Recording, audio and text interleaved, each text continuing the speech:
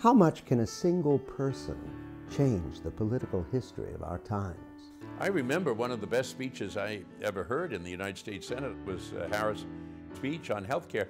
And you could hardly hear the speech because he had so many folded pages. He had a yellow pad and handwritten notes on it. And he was turning the pages, and as the pages turned, you'd hear the cackle through the microphone. But if you listen to the speech, it was just an absolutely inspiring kind of talk, an inspiring speech. Different presentation than the average member of the United States Senate. How often does a public official place their ideals above their career? I see him more as this idealistic visionary who has ideas and beliefs and dreams for America, and you know, the world needs people like that. We've got lots of politicians, and idealists are rarer and rarer commodities.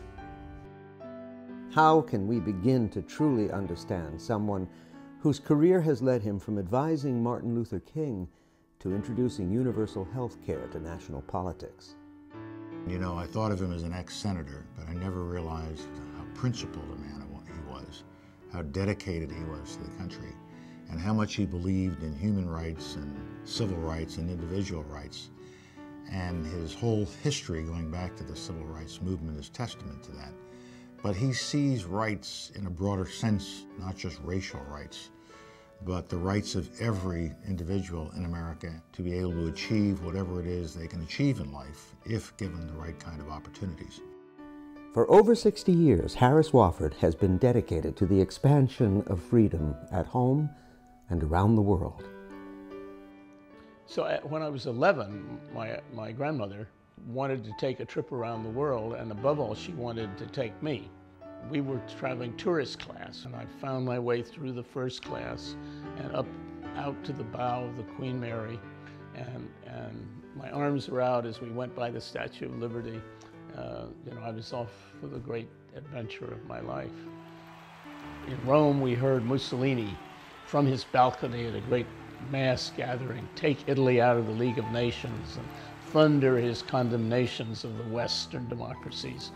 And then in the Holy Land, Christmas Eve, we were at the Church of the Nativity in Bethlehem, and gunfire went off in the dark.